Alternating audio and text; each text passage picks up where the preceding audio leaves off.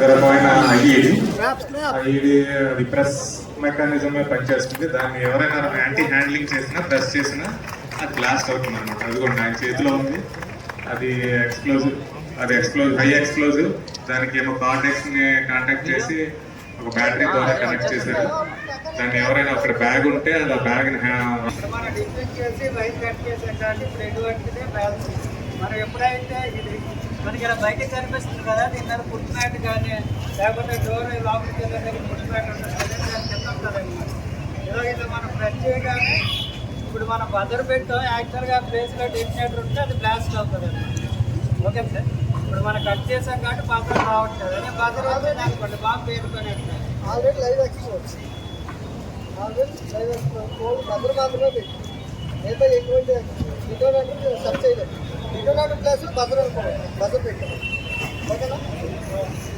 ఆధారంగా మన దగ్గరలో కనుక ఎక్కడైనా సరే మన సమీపంలో కానీ ఏదైనా బాంబు ప్రయోగం జరిగినప్పుడు సో ఎటువంటి జాగ్రత్తలు తీసుకోవాలి, లేదా అక్కడ ఉన్నటువంటి పరిస్థితి భాగాల నుంచి ఎవరెవరి నుంచి ఏ సహాయం అందుతుంది, సో ఇవన్నీ కూడా మనం కూడా అందులో పాల్గొనవలసి ఉంటుంది అనే దాని మీద ఇప్పుడు ఒక చిన్న ఎక్సర్సైజ్.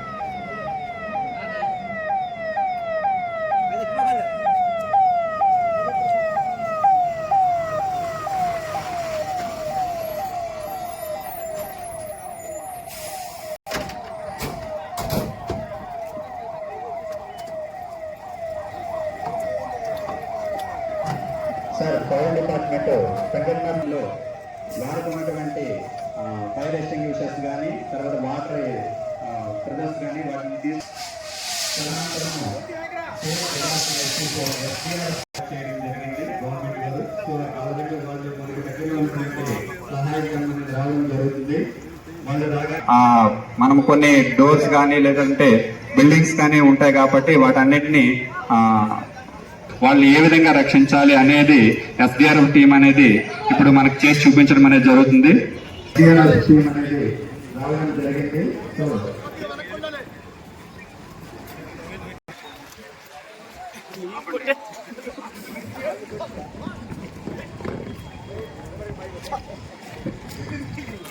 ఎస్డిఆర్ఎఫ్ దీనికి సంబంధించినటువంటి కార్యక్రమాలు అనేది కూడా ఇప్పుడు చేయడం జరుగుతుందండి.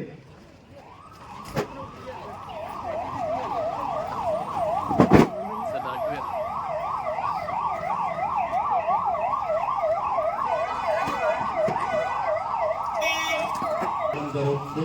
వాళ్ళు వెళ్ళి లోపల ఏ విధమైనటువంటి పరిస్థితి ఉంది, ఏ విధంగా మనం రెస్క్యూ చేయొచ్చు అనే దాన్ని చూడడం అనేది జరుగుతుంది.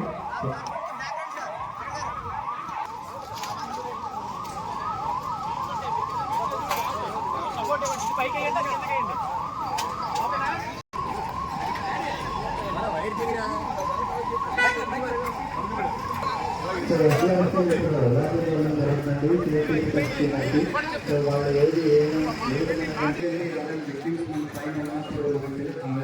ఏమైనా తెలిసినప్పుడు మనం బయట వెళ్ళి అక్కడ వాళ్ళని జరుగుతుంది. ఒకవేళ ఎవరైనా